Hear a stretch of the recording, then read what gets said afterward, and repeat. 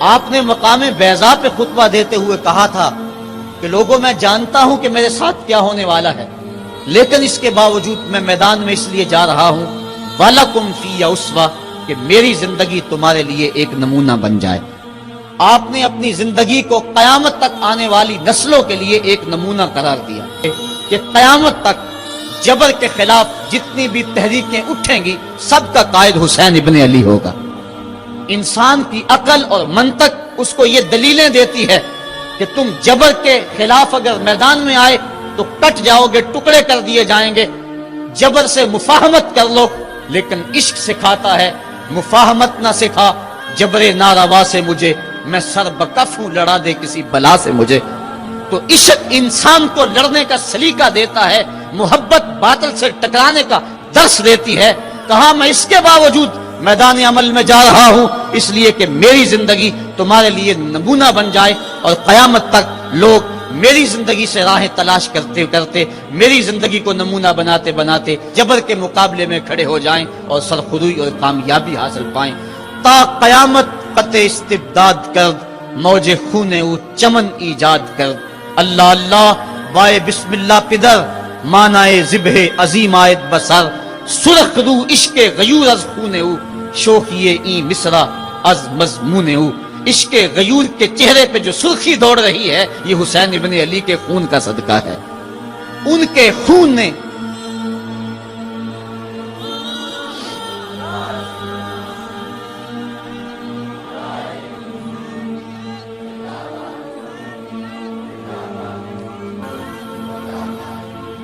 آپ نے 9 کی شب کو چراغ بجھا دیے، کہا یہ میری جان کے دشمن ہیں، تم اگر جانا چاہو تو جا سکتے ہو، میرے بعد تمہیں کوئی نہیں پوچھے گا۔ لیکن جانثاروں نے کہا یہ کیسے ہو سکتا ہے کہ آپ کا ساتھ چھوڑ کے چلے جائیں۔ پھر عاشورے کی وہ رات جو درد و اندوہ سے بھری ہوئی رات تھی، ساری رات عبادت میں گزاری۔ ایک طرف شراب چل رہی ہے اور دوسری طرف آنکھوں سے عشق رسول کی مستی چھلک رہی ہے۔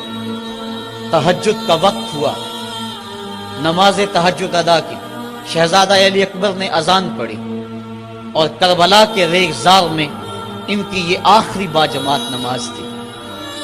ریگستان کربلا کے ذرے گواہ ہو گئے ان کے سجدوں کے۔ آج کائنات کا وہ انوکھا باب رقم ہونے والا تھا کہ صدیاں جس پہ ناز کریں گی۔ فرشتوں نے کہا تھا مالک تو خلیفہ بنا رہا ہے انسان کو، یہ تو لڑائی کرے گا، سجدے تو ہم کرتے ہیں۔ آج فرشتوں نے بھی دیکھنا تھا کہ سجدہ کرنے کا جو انداز حسین ابن علی کا ہے، فرشتے اپنی زندگی کی ساری کمائی اکٹھی کر لیں، حسین کے سجدے کی زکوٰۃ بھی نہیں بن سکتی۔ جب جبر کی تیغیں چمکنے لگیں اور ایک ایک کر کے آوان و انصار جام شہادت نوش کرنے لگے، کبھی وہب شہید ہو رہے ہیں، کبھی زہر شہید ہو رہے ہیں، کبھی اون و محمد کے لاشیں گر رہے ہیں، کبھی قاسم کی جوانی لٹ رہی ہے، کبھی جواں اکبر کی آواز کربلا کے ریگ زاروں میں گونجتی ہے، یا ابا ہو ادرکنی، میرے باپ مجھے پکڑیے۔ تو حضرت امام حمام دوڑ کے جاتے ہیں اور اپنے جواں بیٹے کی لاش کو کندھوں پہ اٹھا کے خیموں تک پہنچا کے ہاتھ فضا میں بلند کرتے ہوئے عرض کرتے ہیں ربنا تقبل منا ھذا القربان، مالک حسین کی یہ قربانی بھی قبول کر لے۔ معصوم علی اصغر کو ہاتھوں میں لے کر جب سوئے فرات بڑھے اور 2 شاخہ تیر ان کے حلق میں پیوست ہوا، چلو میں خون لے کر آسمان کی طرف اچھال کے کہتے تھے مالک میری یہ کمائی تھی، یہ بھی تیرے راہ میں قربان کرتا ہوں، حسین کی یہ ننھی قربانی بھی قبول کر لے۔ اب آیان و انصار اور اہل بیت کی ایک ایک کلی کربلا کے اندر کٹ گئی، فاطمہ کا سارا چمن اجڑ گیا، مصطفیٰ کی آل میدان کربلا کے اندر کٹ گئی۔ اب امام حمام ہاتھ میں تلوار لیے میدان عمل میں آئے اور آپ نے جو آخری خطبہ دیا تاریخ کے اوراق میں موجود ہے، لوگوں میرا حسب و نسب پہچانو میں کون ہوں، میں کون ہوں، مجھے پہچانو، جلدی نہ کرو، ناحق خون اپنے ذمے نہ لو، میں وہ ہوں جو رسول کریم کے کاندھوں پہ کھیلتا رہا ہوں، اور مجھے حضور نے لوریاں دے دے کے پالا ہے، میں حضور کی زبان چوسا کرتا ہوں۔ اس وقت دنیا پر کسی نبی کی بیٹی کا بیٹا موجود نہیں میرا حق پہنچانو، لیکن اشقیاء کے آنکھوں کے آگے اندھیرا تھا۔ عمر بن سعد جو رے کی حکومت کے لالچ میں سب کچھ کرنے کے لیے تیار تھا، وہ حضرت سعد بن نبی وقاص کا بیٹا ہے، اور یہ وہ صحابی ہے جن کے لیے حضور کہتے تھے فدا کا امی و ابی، اے سعد میرے ماں باپ تیرے اوپر قربان ہوں۔ غزوہ احد کے موقع پہ حضور ان کے لیے کہہ رہے ہیں، لیکن آج وہی میدان میں نکلا ہوا ہے۔ حضرت امام حمام امام حسین رضی اللہ تعالیٰ عنہ پھر میدان عمل میں آئے، اور پھر دشمنان اہل بیت کے ساتھ جس جرت اور پامردی کے ساتھ آپ نے لڑائی کی، اور آپ کی تیغ براں جس طرح ان کے سر کاٹتی اور ان کا خون چاٹتی رہی، تاریخ کے اوراق میں وہ روشن باب موجود ہیں۔ آواز آ رہی تھی، یہ کون ذی وقار ہے، یہ کون شاہ سوار ہے، لباس ہے پھٹا ہوا، چھدا ہوا، کٹا ہوا، لخت لخت کٹا ہوا، پھر بھی ہے ڈٹا ہوا، یہ بال یقین حسین ہے، یہ نبی کا نور عین ہے۔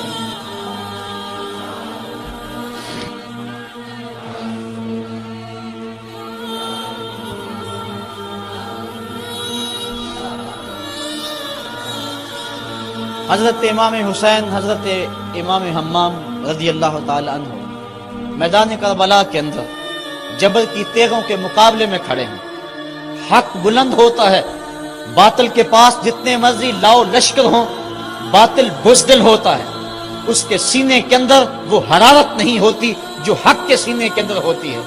ذرا غور تو کرو، 22,000 کا لشکر جرار ان کے مقابلے میں، جو محتاط روایات کے مطابق، ورنہ 82 کی روایت بھی کتب تواریخ میں موجود ہے، بلا 72 افراد جو 3 دن سے بھوکے بھی اور پیاسے ہیں، ان کے لیے 22,000 کا لشکر کیا معنی رکھتا ہے۔ لیکن باطل ہمیشہ بزدل ہوتا ہے، اگر حق میدان عمل میں کھڑا ہو جائے تو کائنات کی کوئی چیز اس کے سامنے نہیں ٹھہر سکتی۔ یہ سبق حضرت امام حمام کی قربانی نے ہمیں پیش کیا ہے۔ 72 افراد جبر کے خلاف کھڑے ہیں، 71 افراد خاک و خون میں ان کے لاشیں مل گئے۔ اب حضرت امام حسین رضی اللہ تعالیٰ عنہ میدان کربلا میں، آپ نے آخری جو خطبہ ارشاد کیا جس کے الفاظ میں نے آپ کے سامنے رکھے، لیکن انہوں نے ایک ہی بات کہی کہ آپ بیعت کریں یا میدان میں آ جائیں۔ آپ نے کہا کہ میں تو کسی صورت بیعت کرنے کو تیار نہیں۔ پھر میدان عمل میں آئے، ان کو کاٹتے رہے، پھر گھوڑے کو ایڑ لگائی اور فرات کی لہروں میں آئے، پانی کا چلو بھرا اور لشکر اشقیاء کی طرف دیکھ کے کہا کہ تم نے میرے لیے پانی بند کیا، دیکھو آج حوض کوثر پہ بھی حسین کا قبضہ ہے، فرات کی لہروں پہ بھی حسین کا قبضہ ہے۔ لیکن آپ نے اس کے باوجود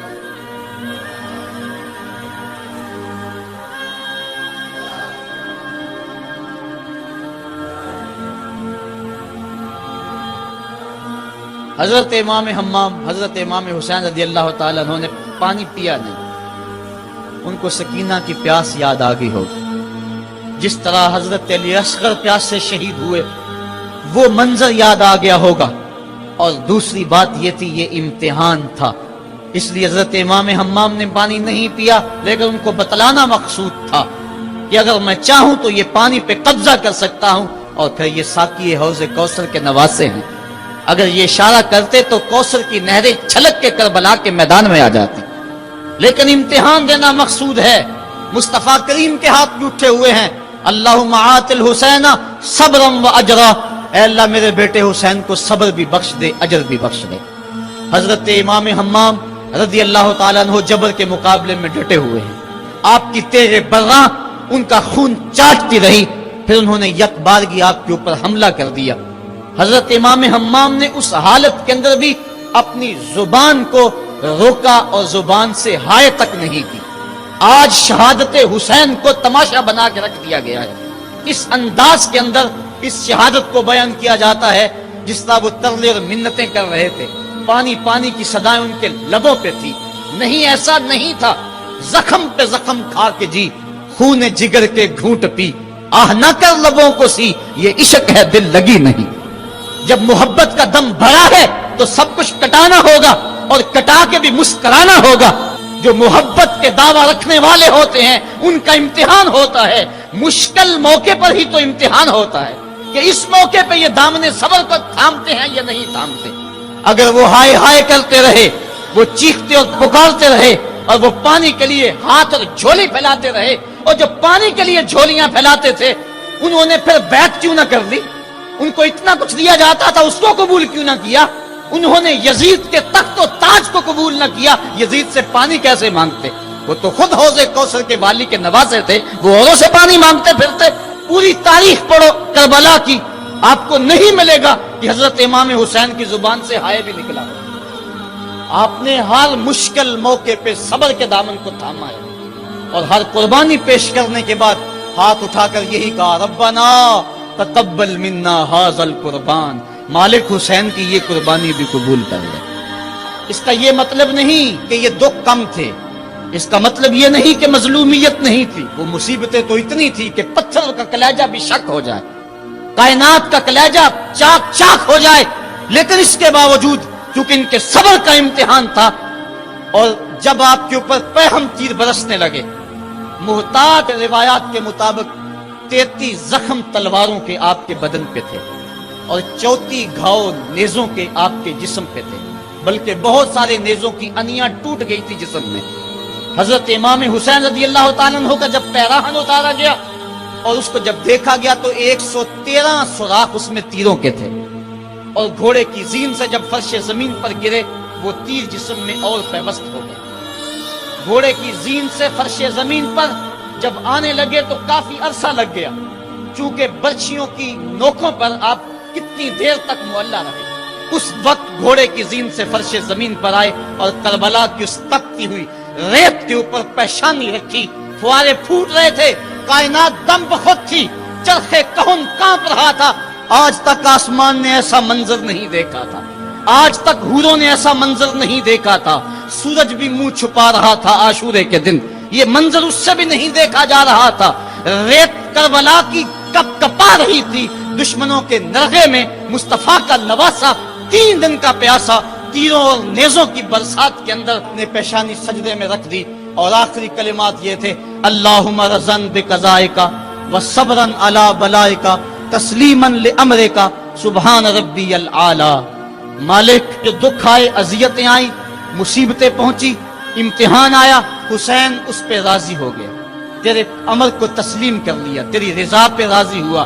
سب کچھ قربان کرنے کے بعد مالک حسین تیری تقدیر پہ راضی ہے. مالک تو بھی بتا، تو بھی حسین پہ راضی ہوا ہے یا کہ نہیں؟ تو حضرت امام حمام کا سر اس وقت تن انور سے جدا کر لیا گیا جب آپ سجدے کے اندر جھکے ہوئے تھے. سجدے میں سر جھکا ہوا تھا کہ دست قاتل نے جدا کر دیا. ایک شخص حرم کعبہ کے حج کے لیے آ رہا تھا، لبیک اللہم لبیک کی صدائیں اس کے لبوں پہ تھی کہ اس کی شہادت ہو گئی، وہ فوت ہو گیا. آقا کریم کو خبر دی گئی. حضور فرمایا کل جب قیامت کا دن ہوگا تو جب یہ اٹھے گا تو جس حالت میں فوت ہوا اس حالت میں اٹھے گا، اس کے لبوں پہ لبیک کی صدائیں ہوں گی. حسین ابن علی کا جب سر کٹا اور جب جسم سے تن انور سے ان کا سر انور جدا ہوا، اس وقت سر سجدے میں رکھا ہوا تھا. بندہ جس حال میں جاتا ہے قیامت کے دن اس طرح اٹھایا جاتا ہے. باقی لوگ قبروں میں اور انداز میں اٹھیں گے، حسین جب قبر سے اٹھے گا سر سجدے میں رکھا ہوا ہوگا. قیامت تک حسین نماز میں ہے، قیامت تک حسین نماز میں ہے، قیامت تک حسین سجدے میں ہے، قیامت تک حسین کا سر اللہ کے حضور جھکا ہوا ہے. اور وقت کے یزیدوں کو للکار رہا ہے، وقت کے یزیدوں تم اپنے اپنے دور میں پر پرزے نکالتے رہو گے، لیکن حسین کا سر اور حسین کے ماننے والوں کا سر کبھی بھی تمہارے سامنے نہیں جھکے گا. حسین کا سر کل بھی خدا کے سامنے خم تھا اور آج بھی خدا کے سامنے ہی سر خم ہے. تو حضرت امام حسین رضی اللہ تعالیٰ عنہ کا سر اس وقت کاٹا گیا، پھر نیزے کی نوک پہ ڈال کر اس کو بلند کر دیا گیا. لشکر یزید نے لوگوں کو اعلان کے لیے کہ دیکھو ہم نے سر انور کاٹ دیا. کسی نے کہا ذرا غور سے دیکھو، اس آقا کا سر کٹ کے بھی سر بلند ہے، یہ کٹا ہوا سر بھی سر بلند ہے. اور جب سر نیزے پہ چڑھایا گیا تو پیشانی کا رخ زمین کی طرف اور کٹی ہوئی گردن کا رخ آسمان کی طرف. تو کسی شاعر نے کہا باں کے سر نیزے پہ اور سوئے زمین ہے روح، یعنی سجدہ ثانی کی ہے آرزو۔ سر نیزے پہ ہے لیکن پیشانی زمین کی طرف ہے۔ رکعت کے 2 سجدے ہوتے ہیں، ایک سجدہ ہوا تھا کہ سر انور کاٹ لیا گیا، نیزے پہ چڑھا ہوا سر حسین دوسرے سجدے کی آرزو میں مچل رہا ہے، حسین دوسرے سجدے کی تمنا میں مچل رہا ہے۔ تو حضرت امام حسین نے ہمیں یہ درس دیا کہ تمہارا سر کٹ کے نیزے کی نوک پہ بھی چڑھ جائے لیکن یزیدیوں کی اطاعت تم نے کسی صورت بھی قبول نہیں کرنی۔ آج ایک تو طریقہ یہ ہے کہ ان کی زندگی، ان کے شب و روز اور ان کی قربانی اور ان کی مظلومیت کا تذکرہ کر کے آنسو بہا لیں اور ان سے محبت کا اظہار کر لیں، لیکن یہ روح حسین کو خراج پیش کرنا نہیں۔ کیا حسین نے اتنی بڑی قربانی اس لیے دی کہ لوگ قیامت تک بس روتے رہیں، ان کی آنکھوں سے صرف آنسو بہتے رہیں؟ اگر یہ بات ہوتی تو ان کے پاس راستے سے نکلنے کے انہیں پہلے ہی خبر دی گئی تھی کہ تم شہید کر دیے جاؤ گے۔ وہ اپنے نانے سے عرض کر دیتے کہ میرے لیے دعا کر دے کہ میری مصیبت ٹل جائے، تو مصیبت ٹل جاتی۔ اتنی بڑی قربانی اور اپنا سارا کنبہ کربلا کے تپتے ہوئے ریگزار کے اندر لے کر حاضر ہو گئے، تو یہ اس لیے تھا کہ لوگ صرف آنسو بہا کے خراج پیش کر دیں؟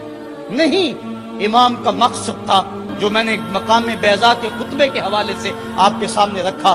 فرمایا وَلَكُمْ فِيَّ أُسْوَةٌ، میں اس کے باوجود میدان عمل میں اس لیے جا رہا ہوں کہ میری زندگی تمہارے لیے نمونہ بن جائے اور وقت کے یزیدوں کے سامنے تم کھڑے ہونے کے لیے تیار ہو جاؤ۔ آج روح حسین پکار پکار کے کہہ رہی ہے کہ میرے ماننے والوں، وقت کے یزید دندناتے پھر رہے ہیں اور تم صرف آنسو بہا کے میری روح کو خراج پیش کرنا چاہتے ہو۔ میری روح یوں ہی خوش نہیں ہوگی، میں تو خوش تب ہوں گا جب تم کربلائیں سجاؤ گے، جب تم وقت کی یزیدوں کے سامنے کھڑے ہوگے، میری للکار کو تازہ کرو گے، تو پھر میری روح سرشار ہو جائے گی کہ اپنے نانے کی امت کو جو پیغام دے کر گیا ہوں وہ پیغام آج بھی زندہ ہے۔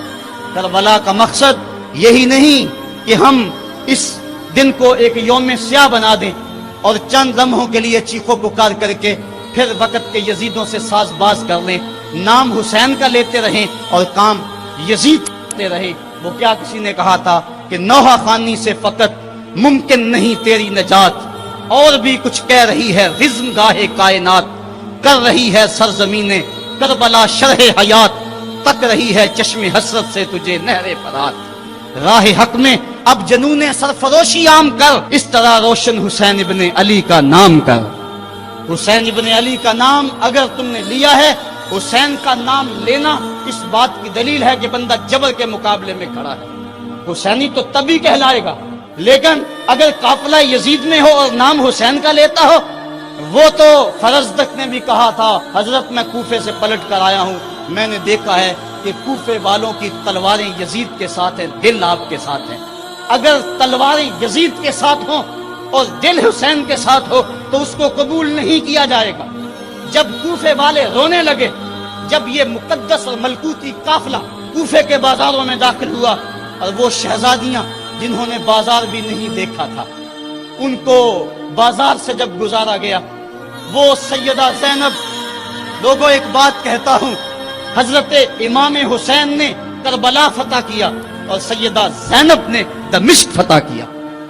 سیدہ زینب نے قیامت تک کی عورتوں کی لاج رکھ لی اور قیامت تک کے لیے درس دیا کہ اگر باطل کے سامنے حسین نہیں جھکا تو باطل کے سامنے زینب بھی نہیں جھکی۔ زینب کی عظمت کو بھی سلام، حسین ابن علی کی عظمت کو بھی سلام۔ تو جب کوفے میں داخل ہوئے اور وہ رو رہے تھے، ان کی آنکھوں میں آنسو تھے، تو حضرت امام زین العابدین نے کہا کہ اب تمہارا رونا کیا معنی رکھتا ہے؟ کیا تم نے خود ہمیں بلایا نہیں؟ تو یزید کے ساتھ اگر تلوار ہے تو پھر نام حسین لینا فائدہ مند نہیں ہوگا۔ حسین کے نام لینے والے وہی ہیں جن کا دل بھی حسین کے ساتھ ہے، جن کی تلوار بھی حسین کے ساتھ ہے۔ آئیے وقت کی کربلا میں پھر حسین کا کردار ادا کریں۔ آج بھی گلی گلی یزید دندنا رہے ہیں، کچھ مقامی یزید ہیں، کچھ بین الاقوامی یزید ہیں۔ آج نبی کے دین کی قدروں کو پامال کیا جا رہا ہے۔ دنیا کا سب سے بڑا یزید بش ہے اور اس کے حواری ابن زیاد ہیں۔ اللہ کی حدوں کو توڑا جا رہا ہے اور یزیدی ٹولہ آج پھر حکمرانی کے مزے لے رہا ہے اور وقت سخت اور مشکل ترین حالات میں داخل ہو چکا ہے. اس وقت فحاشی اور اریانی کا شیش ناک پھنکار رہا ہے.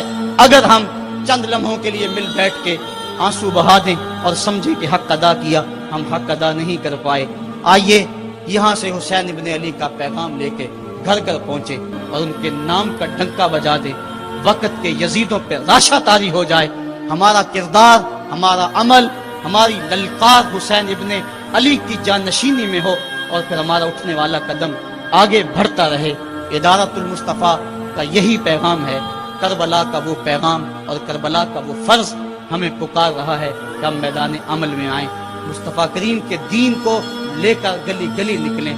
آج جس طرح ظلم گلی گلی موجود ہے، وہ کیا کسی نے کہا تھا کہ ظلم بچے جن رہا ہے کوچہ و بازار میں، عدل کو بھی صاحب اولاد ہونا چاہیے. آج ہم نے بھی میدان عمل میں بڑھنا ہے.